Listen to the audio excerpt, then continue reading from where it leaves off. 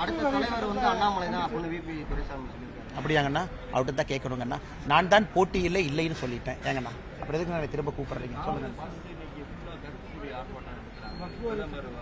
அண்ணே. நான் யாரையும் பார்க்கலீங்கண்ணே. எனக்கு தெரிஞ்சு எந்த காங்கிரஸ் எங்கேயும் நான் பார்க்கல. எங்க நான் கருப்பூடி ஆர்ப்பாட்டம் பண்ணாங்க நான் பார்க்கல. சாரிங்க, எனக்கு தெரியாதுங்கண்ணா. தெரியாது. எத்தனை பேர் வந்தாங்கண்ணே? 10 பேரா?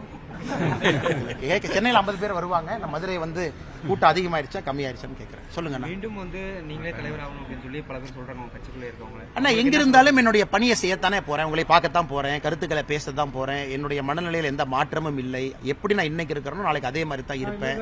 ஒரு சேர்ல உட்காரனால மாற போறது இல்லைங்கன்னா எப்பொழுதும் அதே போல் தான் இருப்பேன். அதனால பதவி வந்தாலும் மாற மாட்டேன், வராவிட்டாலும் மாற மாட்டேன். அதை பத்தி எப்ப உற்சாகமா அண்ணே அண்ணே ஒரே நிமிஷம் அண்ணே. தொண்டர்களோடு அண்ணா ஒரு நிமிஷம் அண்ணா ஒரு நிமிஷம் பேசுறேன். ஒரு நிமிஷம் அண்ணா ஒரு கேட்ட கேள்விக்கு பதில். அண்ணா அண்ணா இந்த கட்சியில எல்லாருமே தொண்டர் தாங்கண்ணா. அப்பப்ப ஒரு தொண்டன் ஒரு பதவிக்கு போறான், மறுபடியும் அந்த தொண்டன் அந்த பதவியிலிருந்து தொண்டனா கீழே வந்துடுறான். அப்படித்தான் எல்லோரும் பார்க்கின்றோம்.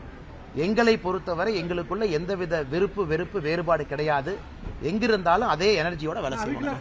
ஆனா நீங்க எப்ப கூட இருப்பாங்க, நான் எங்கேயும் போயிட மாட்டாங்க. நீங்க கவலைப்படாதீங்க, நான் கூட தான் இருப்பாங்க. அண்ணே, பிளைட்டை விட்டுறேன்.